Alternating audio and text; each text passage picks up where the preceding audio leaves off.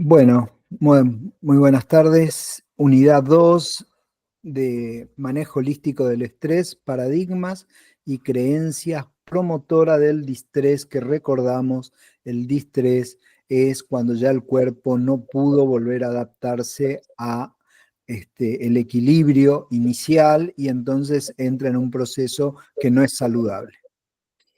Hola, Bueno, hoy Gina. vamos, hola, hoy vamos a ver entonces cómo estas creencias y los paradigmas van afectando y nos van llevando a situaciones de estrés que muchas veces no son reales, ¿no?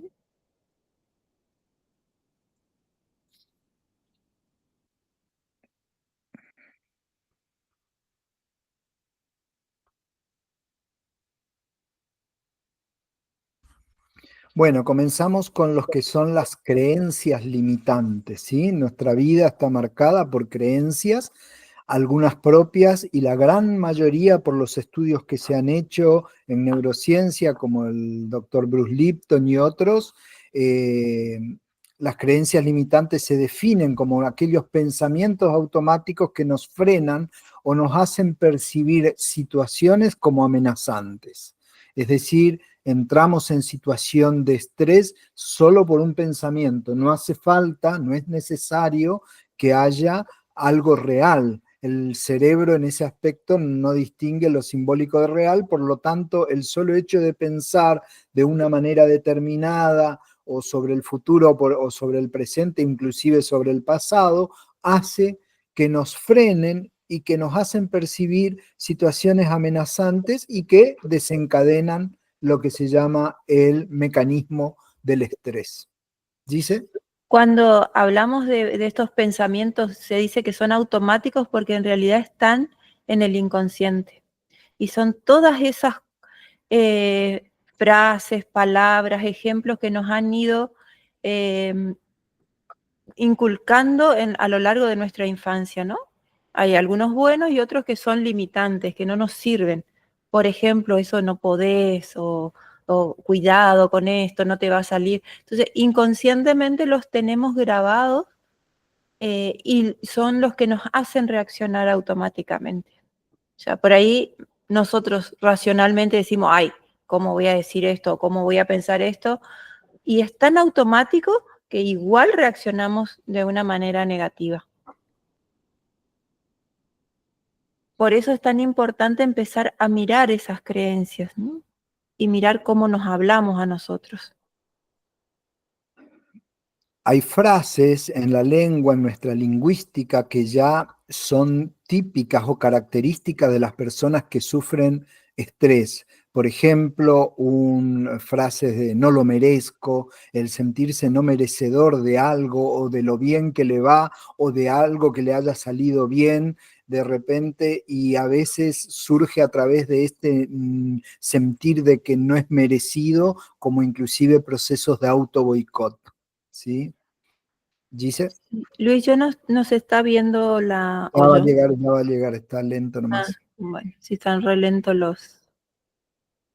Bueno, como esta frase tenemos muchas, de no creernos que podemos lograr cosas, de creernos que no nos alcanza el dinero, de creernos que son difíciles las situaciones, y entonces lo que nos vamos logrando es que eso que creo crea mi realidad, ¿no? Entonces lo que yo voy creyendo a nivel mental es lo que va a ir generando mi realidad.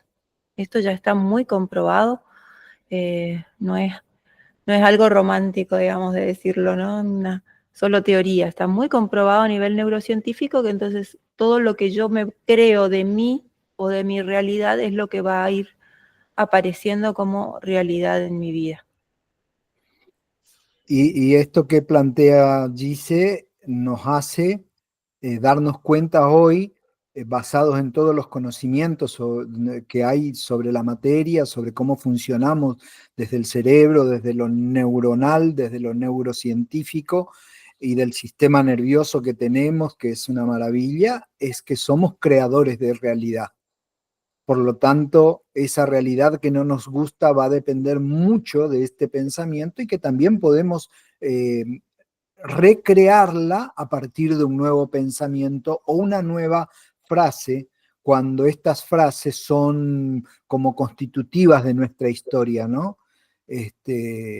Siempre decimos estas cosas, o siempre pienso esto, o siempre pienso de esta manera en estos casos, y es como repetitivo. Entonces ahí se constituye una creencia que pasa a ser un paradigma, ¿no? Que después lo vemos. Así que decir es imposible, es caro, no sirvo, son también formas de ir generando un modo de pensar que no nos va a ayudar en la vida a avanzar hacia nuestros sueños, objetivos o aspiraciones. Y entonces acá tenemos un ejemplo de algunas nada más de las frases, como las más comunes, de creencias limitantes, como para que cada uno vaya viendo por dónde viene su creencia limitante. Porque lo importante es poder de alguna manera desafiar esas creencias y comenzar a generar nuevas creencias que nos sirvan, ¿no? No quedarnos con eso.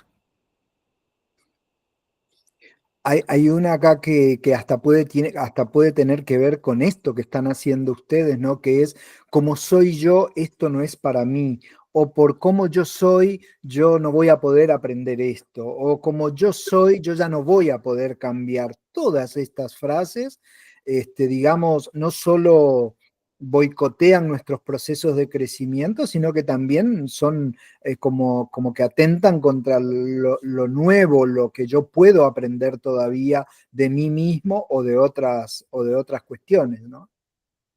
Y aparece mucho también el miedo a no ser querido, a no ser reconocido, a que sentir que los demás están en contra nuestra. Entonces, dentro de esas líneas van a ir funcionando estas frases limitantes, ¿no? Cada uno tiene diferentes clases limitantes. Lo que tiene que ver es que si pensar o creer en esto les sirve. Si les sirve, perfecto. Ahora, si no les sirve y los lleva a situaciones de estrés, de sufrimiento, entonces hay que encararlos, ¿sí? Porque se pueden cambiar.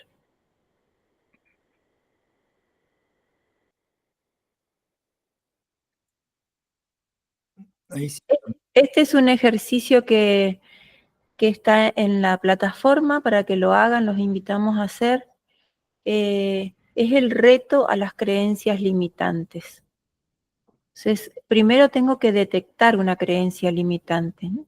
Cuando yo detecto mi creencia limitante, me voy a hacer estas preguntas, me las voy a ir respondiendo, así que está bueno hacerlo por escrito también. ¿Qué evidencia tengo de que esta creencia es cierta?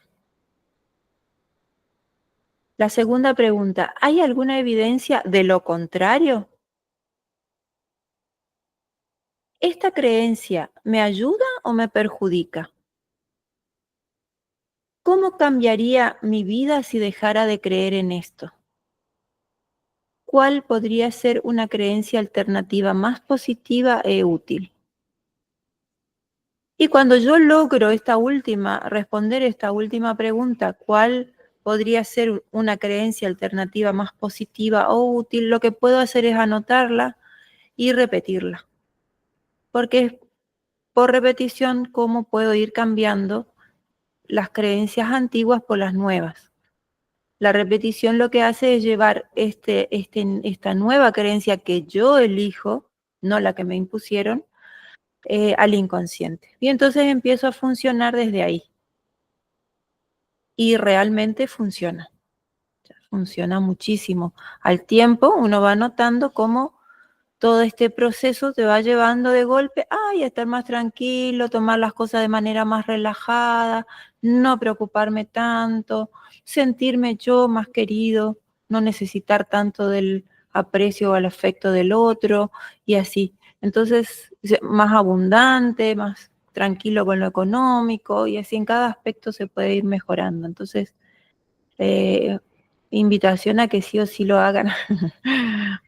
Bueno, no suena como invitación ese sí o sí, pero traten de hacerlo porque siempre todo proceso va desde el autoconocimiento. Si bien en la plataforma tienen ejemplos, voy a poner un ejemplo personal para que quede claro cómo funciona esto, ¿no? Yo siempre creí que yo no servía para cantar porque desafinaba, ¿no? Lo cual puede ser cierto inclusive, pero la palabra no sirvo para cantar, ahí es donde uno puede cuestionarse. Es probable que uno desafine, pero de ahí a no servir para cantar hay una diferencia, ¿no es cierto? Y a los 50 años, después de decirme mucho tiempo esto, yo solo puedo tocar la guitarra porque cantar no sirvo, me dije, ¿y por qué no? ¿Y si me voy a hacer unas clases de canto? Y en un año de canto y de entrenamiento terminamos actuando como fin de año en un teatro, ¿no es cierto? Cantando, yo no sé cómo, pero cantando, ¿sí? Por lo menos uno superó el no sirvo, sí sirvo. ¿Cómo que no sirvo? Claro que sirvo.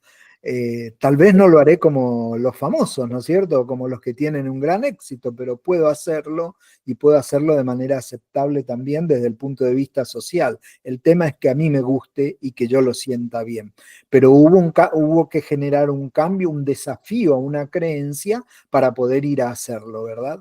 Con esto puede ocurrir, esto lo pueden aplicar a cualquier otro ámbito, el que se les ocurra. Bueno, y estas preguntitas nos ayudan a ir encontrando esta creencia más positiva con la que puedo cambiar las creencias limitantes.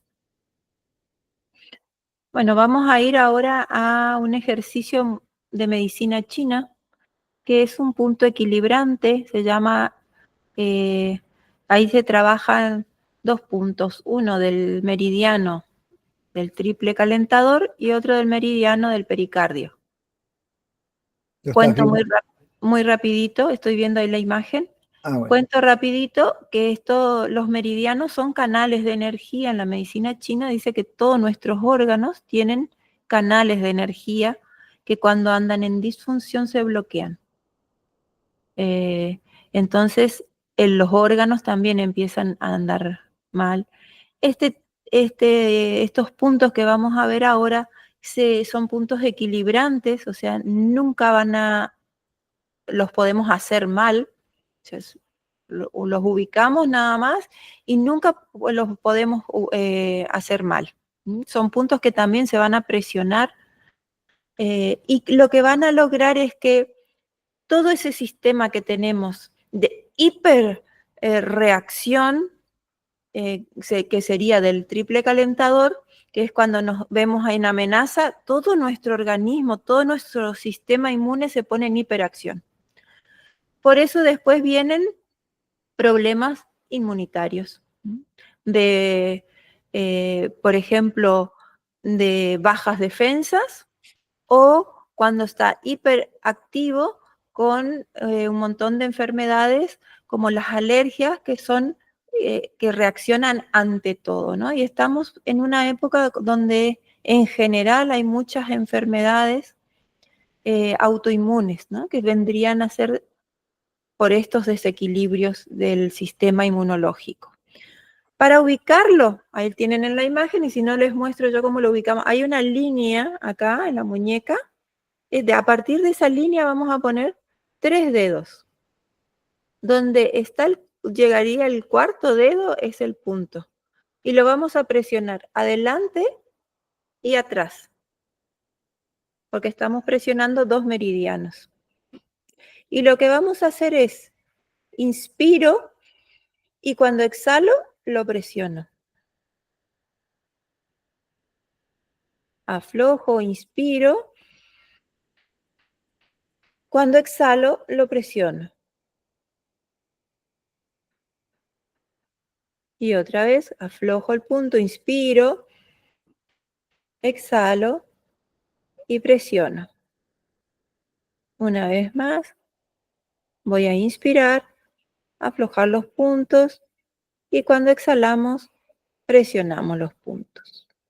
Y se lo puede repetir en las 2 manos y se lo puede hacer varias veces al día.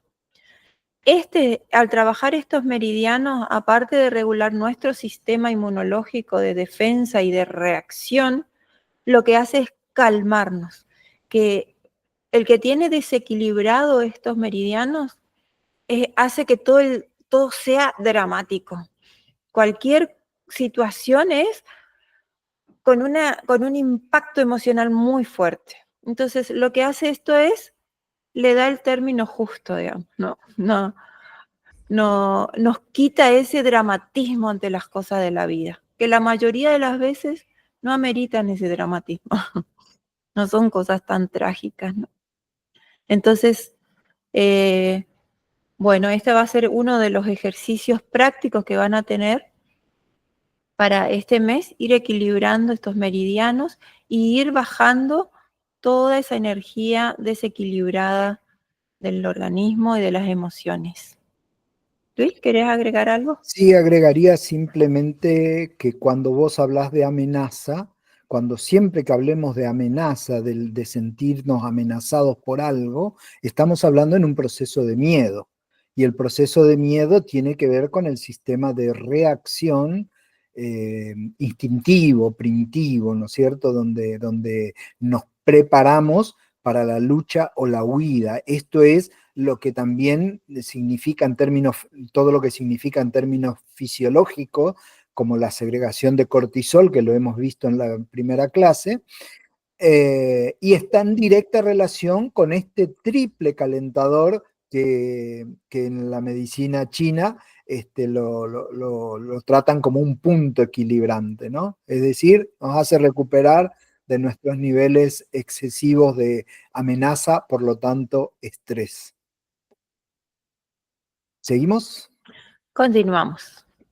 Vamos a hablar un poquito de paradigmas ahora.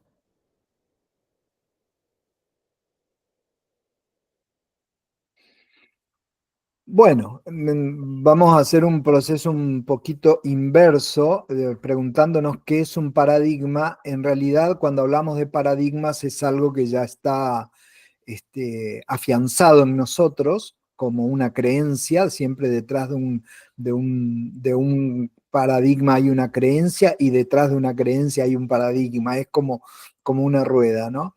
Ahora, ¿cuáles son las características de los paradigmas? Las características son que cambiar un paradigma, por más malo que yo reconozca que sea, siempre nos genera resistencia, porque nos genera miedo, porque nos genera incomodidad al salirnos de nuestra zona de pseudo seguridad, que es lo que se llama la zona de confort, que de confortable puede no tener nada, pero sin embargo es nuestra zona de seguridad porque es lo que conocemos. Puedo dar un ejemplo de esto. Alguien que está acostumbrado cada vez que el tránsito se atasca y está acostumbrado a proliferar, a decir y gritar malas palabras por todos lados y estar enojado, y ya se ha acostumbrado a eso. Y eso es su hábito, digamos, ¿no? Entonces, esto es un paradigma ya asentado. Otra persona podría poner música o podría inclusive, qué sé yo, adelantar su planificación para el día o algo por el estilo, ¿no? Bueno, entonces saber que los cambios generan miedo, por lo tanto resistencia. Y también un paradigma es visto como una verdad absoluta. Es como cuando decimos, en términos personales, alguien dice, no, yo ya soy así, yo no cambio más, ¿no? Lo ve como una verdad, yo no voy a cambiar porque ya soy así, que bueno, es una realidad que la persona ve como que el ser es inmutable, no puede cambiar, y lo cual es un mito, ¿no es cierto? No es verdad, pero la persona que lo vive como verdad lo defiende a rajatabla. Y a cualquier cambio siempre le vamos a encontrar, no siempre, pero en su gran mayoría le vamos a encontrar los aspectos negativos, ¿no? Sí, está bueno lo que planteás, pero, ponemos el pero, que es como invalidar lo que se dice antes, ¿no? El pero tiene toda una explicación muy interesante en la lingüística, que es como invalidar lo previo, digamos, ¿no? Está bueno lo tuyo, pero cuando decimos pero tenemos que tener cuidado, ¿no? Y cuando nos los decimos a nosotros, también. Dice. Sí, que estos paradigmas son como más sociales, ¿no? Cuando hablamos de paradigma es como más, son estos pensamientos cerrados que ya la sociedad los tiene instalados, ¿no? En cambio, las creencias vienen más de un núcleo más familiar, ¿no? Aunque bueno, hay muchos también sociales, ¿no? Que nos afectan, pero como que el paradigma es algo que ya está instalado como absoluta verdad en una sociedad. Los cuales también son efímeros, ¿no? Porque hay muchos paradigmas sociales que hace 40 años eran vistos como realidad y hoy nada que ver, no existen, digamos, ¿no? Prácticamente. Por ejemplo, eh, algo que lo viví en una época en que los hijos de los padres separados eran vistos como hijos de familias no bien constituidas, digamos, ¿no? Era como la excepción en la sociedad y estaba muy mal visto. Hoy sabemos que es prácticamente una normalidad que padres se separen y es decir, nadie se asombra de esto. Sin embargo, en una época fue un paradigma muy fuerte socialmente, ¿no? Como ejemplo, vayan anotando sus preguntitas para cuando llegue el momento. Entonces, paradigma dice Es un conjunto de creencias o modelos que influyen en cómo percibimos la realidad. Estas creencias también, pensamientos o formas de vivir, de actuar, son las que van influyendo en cómo nosotros percibimos la realidad. O sea que también son cambiables. Ujú. Si no nos sirven, los podemos cambiar. Sí, vamos a convenir que hay paradigmas que no tienen por qué ser malos, ¿no? El tema es si nos ayudan a avanzar en la vida o nos ponen trabas, si nos ayudan a relacionarnos bien y sanamente con los demás o representan creencias o paradigmas que realmente nos complican la existencia. Ahí es donde yo tengo que empezar con pensamiento crítico, bueno, a cuestionar de alguna forma todo esto, ¿verdad? Entonces yo creo que esa sería como la síntesis. Pensamientos, creencias limitantes o paradigmas no son, hay buenos o hay malos de acuerdo a lo que nos sirven o no nos sirven a nosotros, ¿no? Nosotros tenemos que detectar lo que no nos sirve para poder transformarlo. Claro, a mí me puede servir ser, por ejemplo, una persona autoritaria, pero me sirve de manera insana, ¿verdad?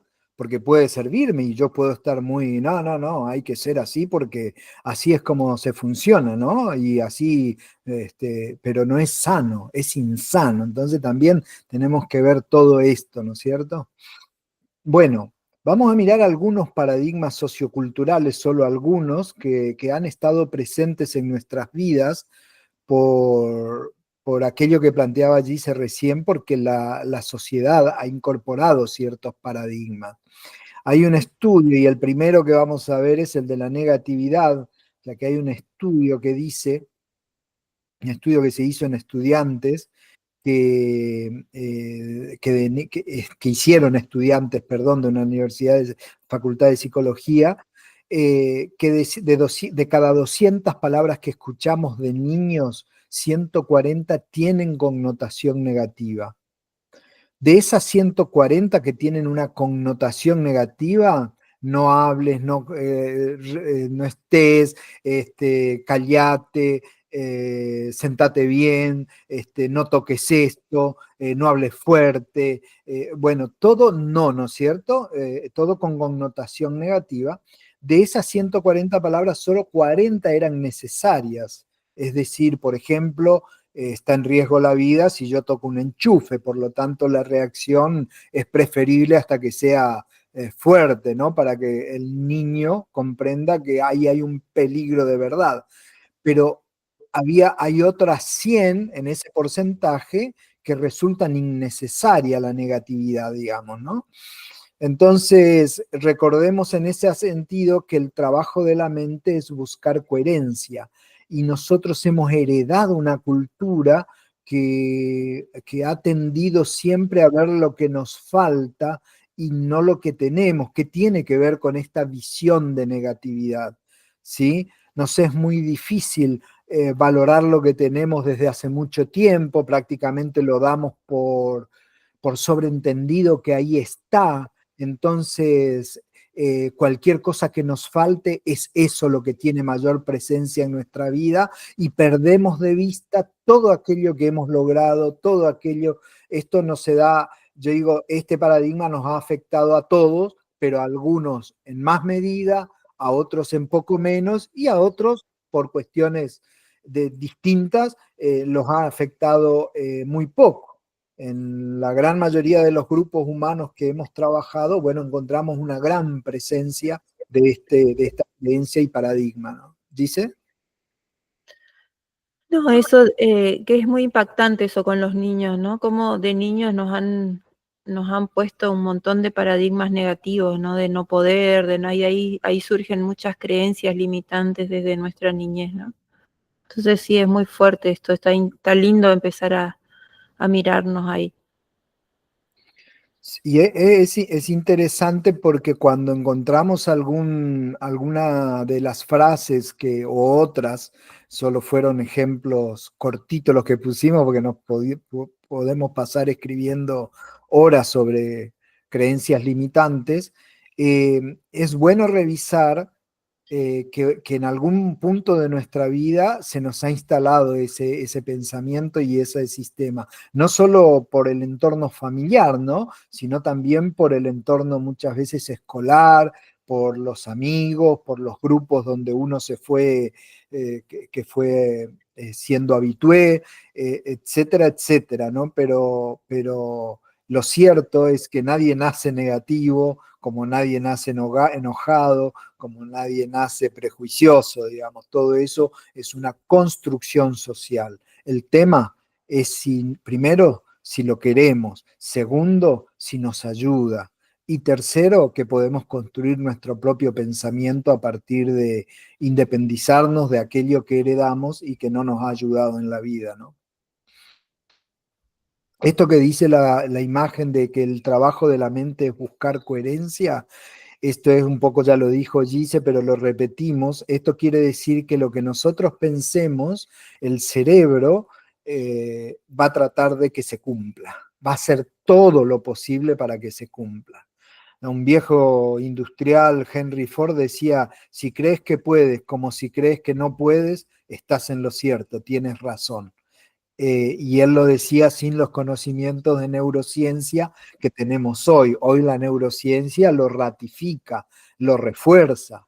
Todo lo que pensamos determina nuestra realidad de vida. Todo, lo bueno y lo no tan bueno, digamos. Es decir, y lo tenemos que mirar de acuerdo al resultado que tenemos en nuestra vida. Si no nos gusta el resultado, empecemos a revisar estas cosas. Si nos gusta el resultado, bueno, mejoremos. Siempre hay algo para mejorar también, ¿no? Bueno, continuamos con otra. Ahí está, ¿lo ves? No, no lo veo yo.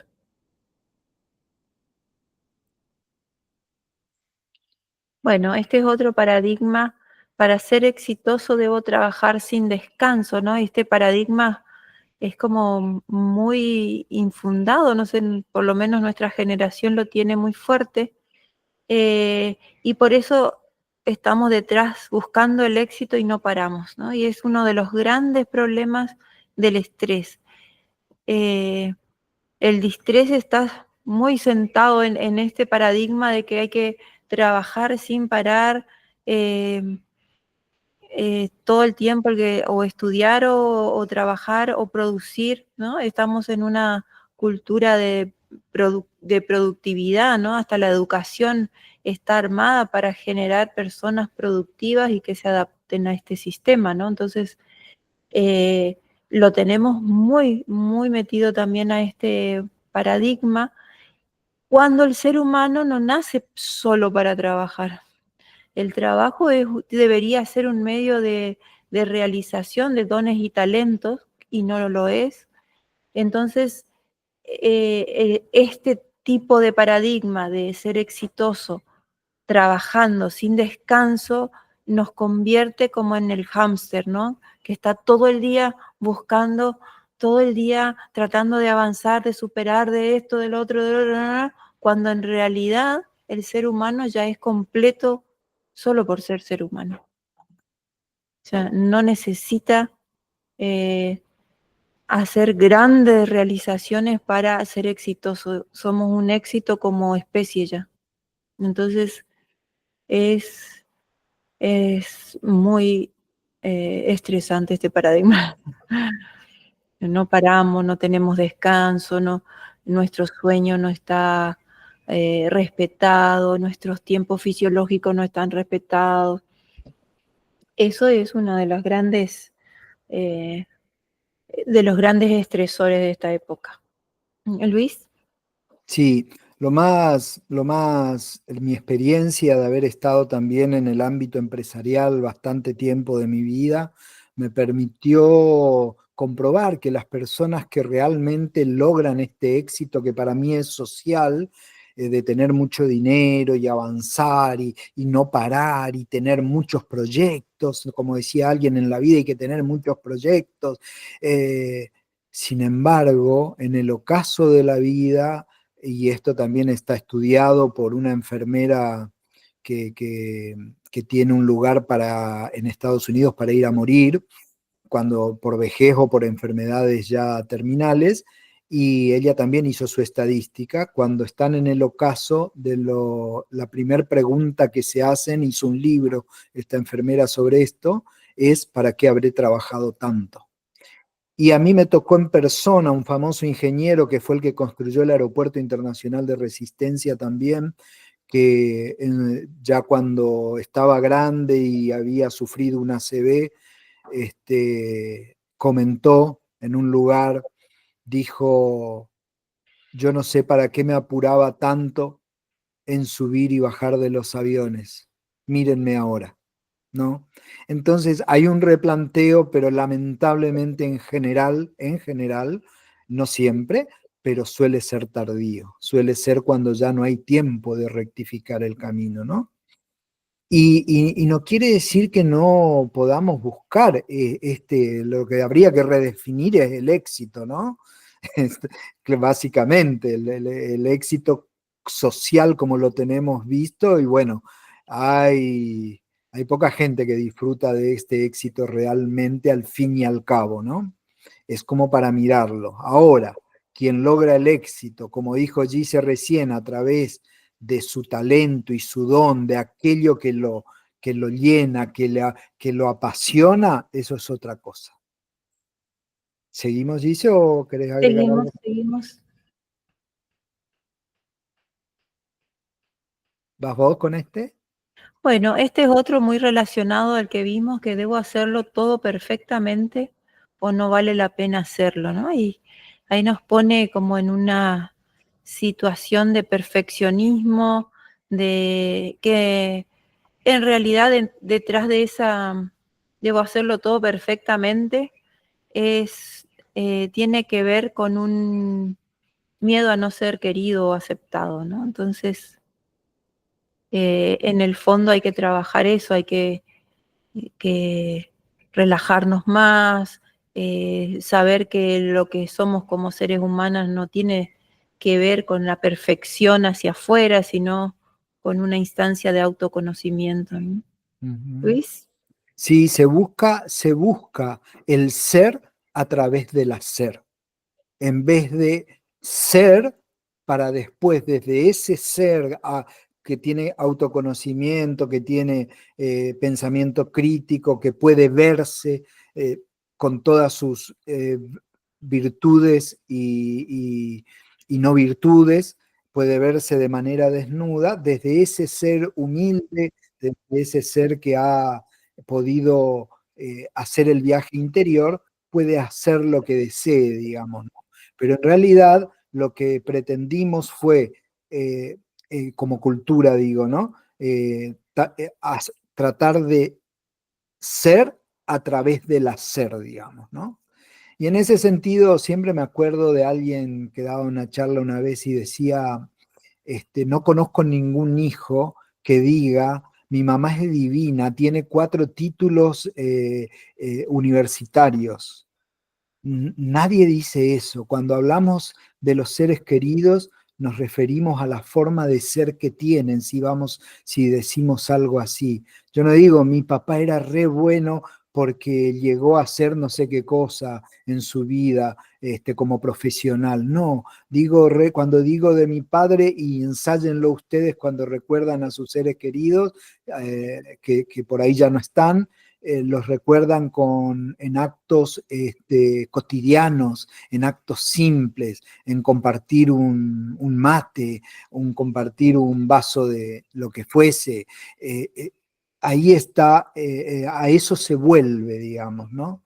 Todo lo demás queda en un segundo plano al momento de hablar de los afectos y de recordar. Inclusive en términos de trabajo, hay pruebas sobradas ya de que recordamos a los jefes que han sido bondadosos y generosos. ¿Sí? ¿Seguimos? Seguimos. Vamos a ver ahora un ejercicio. Ah, bueno, no, perdón. No, básicamente que cuando los paradigmas son rígidos nos exigen un rendimiento constante o inalcanzable inclusive, lo que provoca una presión autoimpuesta, ¿sí? Esto es cuando la expectativa de nuestro propio rendimiento está mucho más allá de lo que podemos.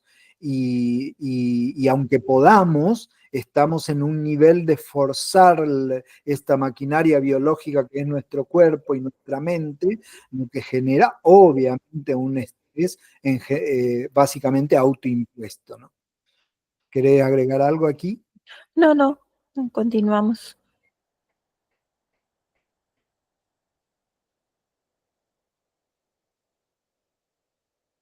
¿Faltó Bueno, algo ahí? faltaba ver el tema así del paradigma de la competencia, Ah, que viene bien. de Darwin, ¿no? Que era el tema de las especies, ¿no? Y la competencia entre especies, como que en la naturaleza hay una competencia. Cuando después se empieza a estudiar esto desde la biología también, con Bruce Lipton, por ejemplo, donde se empieza a ver que en realidad no es la competencia la que nos hace mejores, ¿no? Como que siempre se creyó en la educación, sobre todo, sino que es la cooperación. Entonces hay un paradigma que ya está obsoleto, que es el de la competencia, que lo seguimos aplicando, ¿no? En los lugares de trabajo, hasta a veces a nivel familiar o de amigos, eh, cuando en realidad lo que nos ayuda a superarnos como seres humanos, como personas, como especie, es la cooperación, ¿no? Entonces es algo mucho más sano. En cambio, en la competencia siempre alguno queda malherido, ¿no? Porque siempre hay alguno que va a perder, ¿no? En cambio, en la cooperación vamos todos juntos mejorando. Luis. Sí, en ese sentido, bueno, la competencia tiene mucha relación con el deporte también. Y aún desde ese sentido del deporte dice, ¿cómo no vas a competir? Y yo preguntaba siempre cuando nos ha tocado dar charlas con profesores o entrenadores o deportistas, decía, ¿qué les pasa a ustedes cuando van a entrar a la cancha? Cualquier deportista, ¿no? ¿Qué les pasa? Todos le van a contestar lo mismo. Van a decir, siento temor, siento cierto nerviosismo, siento el temor a perder, y entonces, Ansiedad, ¿dónde está ansiedad también. ansiedad, angustia, inclusive a veces? Y entonces, ¿dónde está el verdadero adversario? ¿Afuera o adentro? ¿Dónde hay que ganar la primera batalla, digamos, entre comillas, todo esto, ¿no? Y adentro de uno. Y si yo les pregunto a ustedes, ¿qué sienten cuando están frente a un desafío laboral o a un desafío de cualquier tipo, van a ir a rendir un examen a la universidad oral, por ejemplo, ¿no? Bueno, ¿cómo se sienten antes? ¿Qué hay antes de ingresar a esa aula? Entonces, ¿el adversario está allá sentado en ese escritorio o está adentro mío? Está superar mis propias emociones que me limitan en ese momento porque pueden ser muy traicioneras, ¿no es cierto? Depende de cómo las pueda resolver yo. Hay gente que las resuelve bien, hay gente que las resuelve de manera que termina en una frustración, ¿cierto? Así que la competencia está sobradamente demostrado también que no es más que la superación de nuestras propias incompetencias.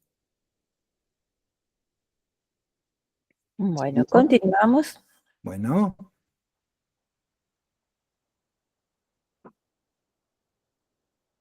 dice ejercicio cadena de pensamiento. Ellos lo van a hacer en En la la página, plataforma. en la plataforma, tienen este Oh, ejercicio para realizarlo, no llegó todavía. Ah, sí. para ir entendiendo cómo llegamos a determinados pensamientos, ¿no?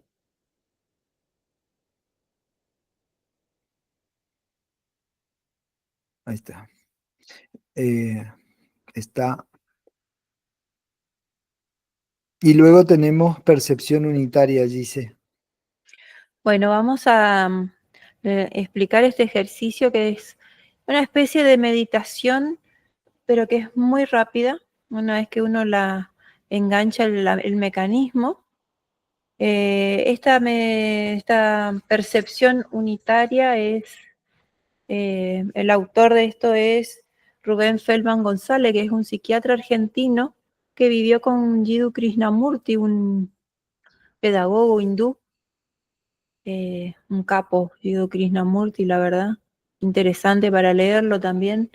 Y Rubén Feldman González lo que hace después de convivir un tiempo con Jiddu Krishnamurti es llegar a como sacar en limpio esta percepción unitaria. Él, cuando se refiere a percepción unitaria, se refiere a percibir toda la realidad al mismo tiempo. Ahora les explico bien el ejercicio, que cuando uno entra en esta percepción, en esta forma de percibir la realidad, automáticamente baja todo lo que es el enojo, el miedo, la bronca, porque los dos hemisferios cerebrales entran en onda, en sintonía. Eh, Él también planteaba que en general vivimos fragmentados, por eso se llama percepción unitaria, porque lo que busca es a unir todas nuestras percepciones, digamos, nuestras percepciones de la realidad están muy fragmentadas. En generalmente uno ve como mini aspectos separados de la totalidad y eso nos genera un nivel de separación, de fragmentación, de separarnos de la totalidad de la existencia. Entonces, lo que busca esta percepción es, bueno, eso contrario, es estar en sintonía, en tranquilidad, en amorosidad con toda la existencia, con todo lo que está pasando en ese momento. Entonces, lo que vamos a hacer es cerrar los ojos un ratito y vamos a imaginarnos que tenemos en los oídos como antenas parabólicas, ¿no? Como estas antenas que van a captar todos los sonidos al mismo tiempo. Entonces vamos a ir escuchando todos los sonidos que haya en la casa, en el jardín o donde estén, en el momento que la hagan. Y van a ir escuchando los sonidos, los más lejanos, los más cercanos, pero no le van a poner nombre. Quiere decir que si pasa un auto, yo escucho el auto, no le pongo el nombre de auto, solo dejo que entre el sonido. Si ladra un perro, canta un pájaro, no le pongo nombres.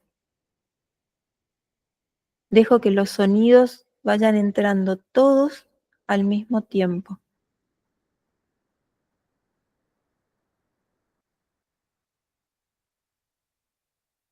Y voy relajando la mente, tratando de escuchar todo al mismo tiempo, sin ponerle nombre.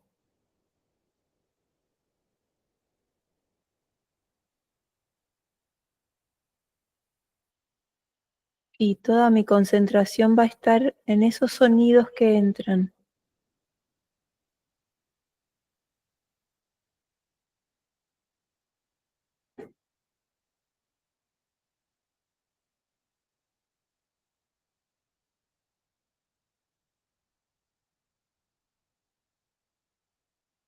Vamos a inspirar profundo, a exhalar y vamos a ir abriendo los ojos. La duración del ejercicio la va a definir cada uno. Este es un ejercicio que nos lleva, una vez que logramos conectar el mecanismo, en pocos segundos o minutos a una relajación muy profunda. Así que también es una invitación a que lo vayan practicando. Al principio a veces cuesta un poco porque la mente es una loca que quiere ponerle nombre a todo. Entonces lo más difícil es no ponerle nombre a las cosas que estoy escuchando. Pero cuando lo logran es automático. Uno siente como que una energía que baja y da calma y empiezan a desaparecer los miedos, los enojos, las broncas. Así que es una técnica muy linda, muy valiosa. La sugerencia es no hacerla cuando uno está cocinando, para no quemarse, manejando herramientas. Tiene que hacerla cuando uno puede estar ese ratito tranquilo.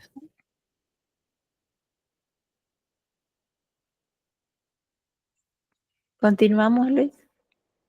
Nos Sí, quedamos todos relajados ahora. vamos.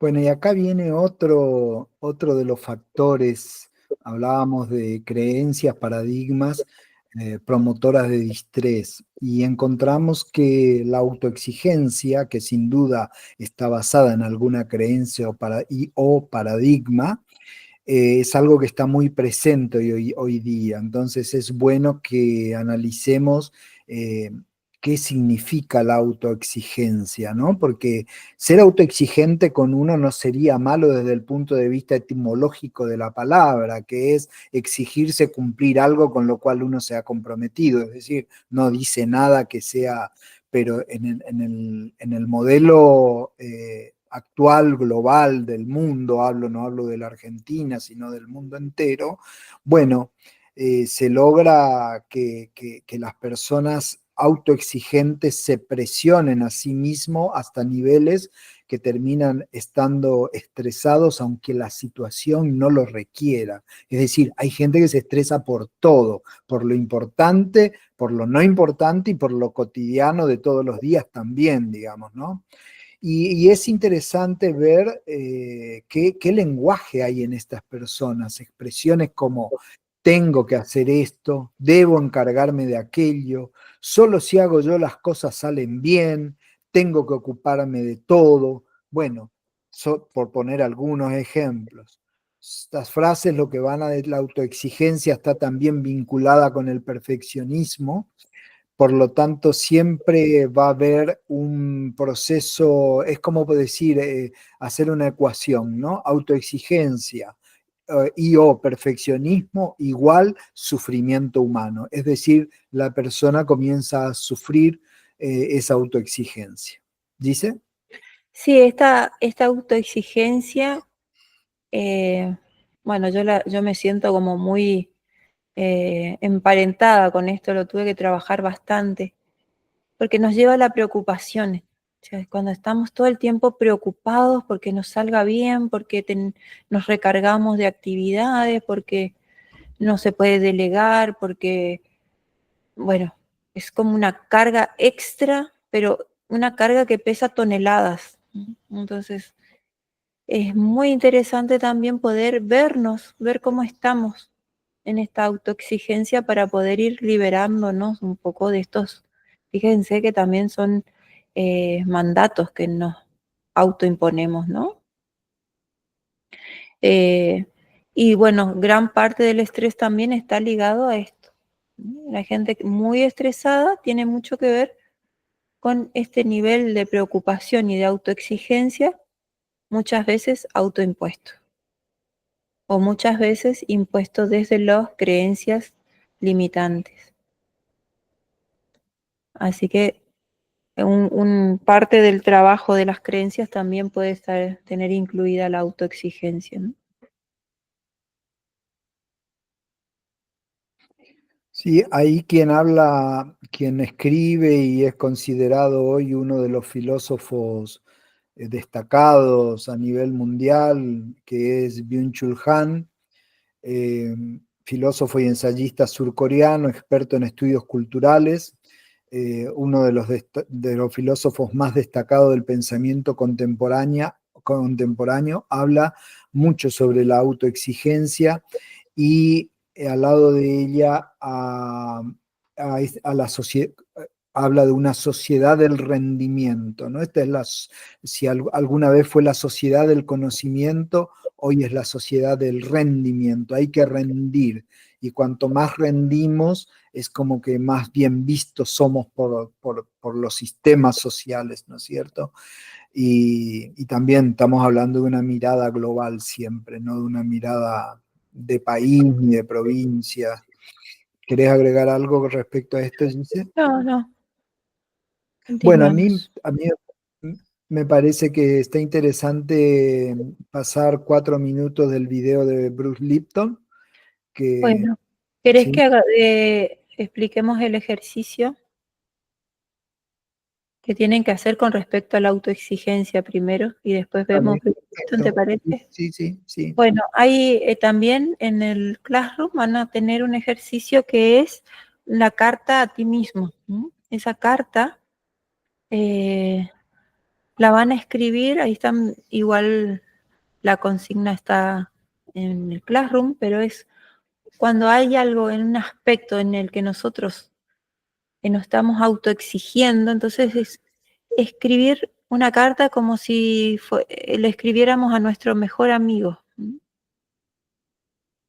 ¿Qué le diríamos a nuestro amigo si está en esa situación de estrés por algo que se está autoexigiendo?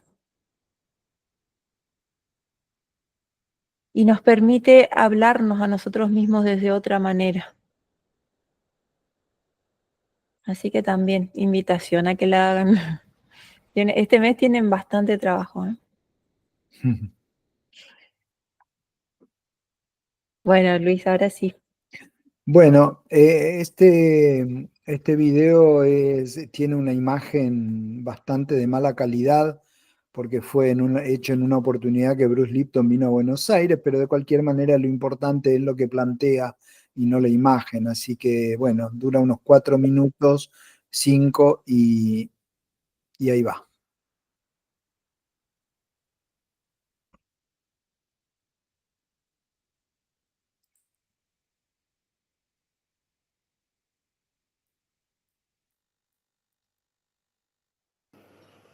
No te puedes mover para adelante y para atrás al mismo tiempo. No puedes estar abierto y cerrado al mismo tiempo. Así que cuando sientes miedo, te cierras completamente y apagas el crecimiento del sistema.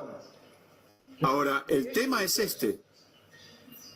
Hay un sistema en el cuerpo llamado en inglés el eje hipotálamo pituitario suprarrenal, el eje HPA. ¿Cómo funciona? El hipotálamo interpreta la percepción del estrés. El hipotálamo en el cerebro tiene que enviar señales. Tengo 50 billones de habitantes en mi cuerpo, células. Le tengo que decir a las células, hay problemas afuera. ¿Y cómo le voy a decir a todas las células? Y la respuesta es, el hipotálamo hace la interpretación y envía la señal a la glándula pituitaria. En la escuela, la glándula pituitaria se llama la glándula maestra. Es la que envía señales a la sangre para controlar 50 billones de células. Si el estrés viene, entonces la pituitaria manda la señal a la glándula suprarrenal. Y la suprarrenal libera hormonas de estrés, cortisol y similares. Y pregunto, ¿por qué haría eso? Escuchen, y entenderán el origen de casi todas las enfermedades del planeta. ¿Listos? Si un león me persigue y yo lo percibo, entonces el hipotálamo le manda una señal a la pituitaria y le dice, te está persiguiendo un león.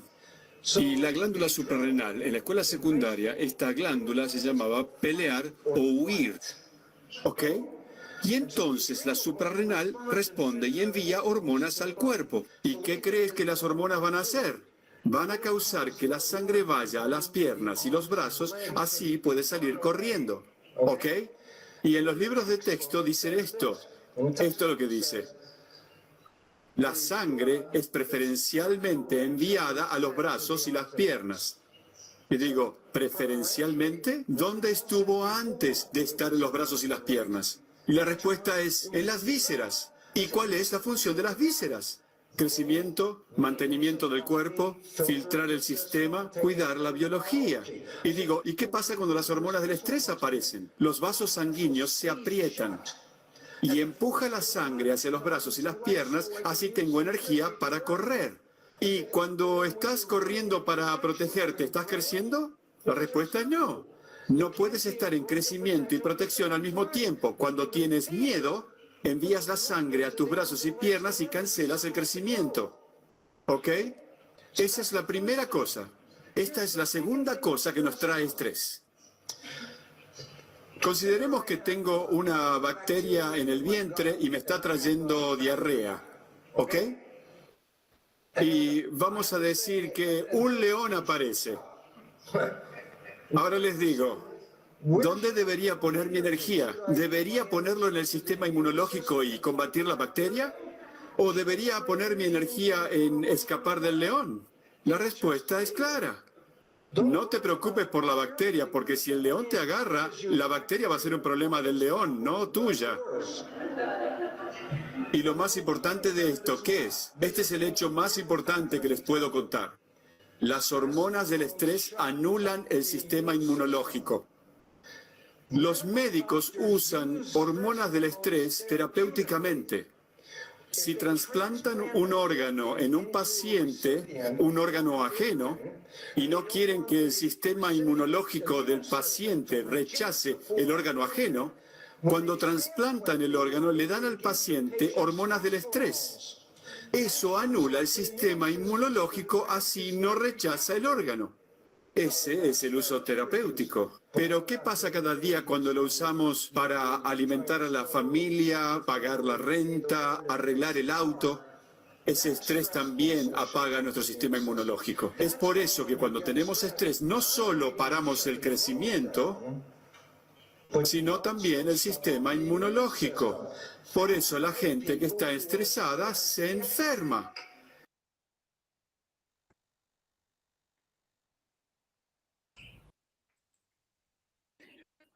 Bueno, Bruce Lipton, ¿no? Muy capo.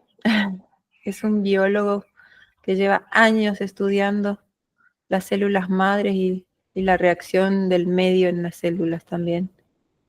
Muy claro, ¿no? Muy clarito el aporte. Bueno, y con este video, Gise, terminamos la clase Bueno, formal, así que vamos a detener la grabación para continuar. charlando por acá. Exacto. Hasta la próxima.